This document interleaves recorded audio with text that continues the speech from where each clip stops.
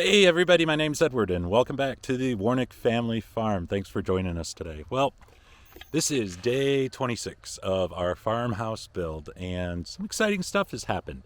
We've had a holiday and a holiday weekend to contend with, so a little bit of a slowdown, but still a couple things have happened, including what's behind me here, which is the storm shelter. So we're putting a storm shelter on the interior of a farmhouse build. That way, in case any inclement weather comes into the area, we can just dip right inside this storm shelter without having to go outside or any other area.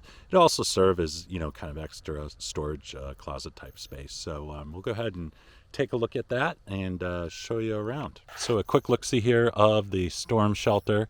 As you can see, they basically, when they built the slab, they left some rebar that came up through the footers, and then they put on top of that footers another block wall, which is the storm shelter. We can kind of see, sorry about the sun gleaming in here, it's just late in the afternoon once again, trying to get the last bit of daylight.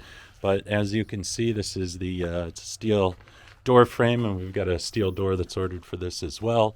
But if we go in here, and it's very, very dark, know how much you're going to be able to see in here, but this is going to be the storm shelter. Now, these braces are temporary, so they did this today in that they put on this shelf on here, and these are temporary, of course, just to hold it up. They had to pour concrete up here to do the top, so the top of the shelter has concrete poured into it.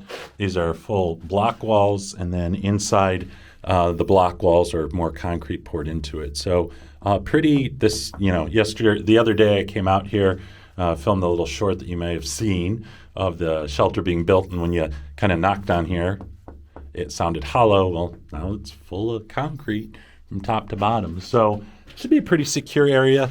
Obviously, if there was something like an EF5 or something that struck it, chances are it'd probably get blown up too. But for most of the severe weather activity that we have typically around this area, this is going to work. Since they poured all the concrete today, that's great for this, down the center mass of this block wall. And then I guess I could pull out that ladder and take a look on top right quick. Okay, back up here on the top of the shelter, as you can see, there's about 5 inches of concrete that are poured within here.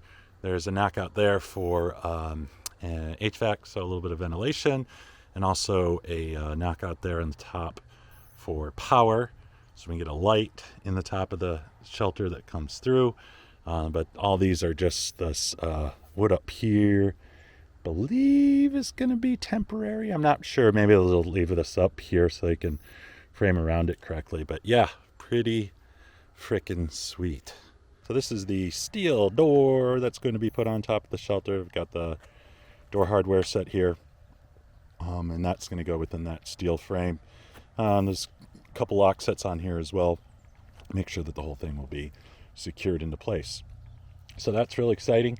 I think about the only other thing that we've got is from a progress point of view, from the last video that I shot, which was the slab complete, is they did come through and do some relief cuts in the main slab. So you can see those here. I think you can. Let's get you down in there. We see that the relief cuts have been cut in a couple of the areas. If you're enjoying this content and you want to see more, please go ahead and subscribe to the channel and also like the videos. I'd also love to see some comments down there. If you got any suggestions, any ideas, anything I'm missing, please bleep it down there in the comments, and I'll be sure to get back to you on that. So we'll see you next time. Thanks for watching.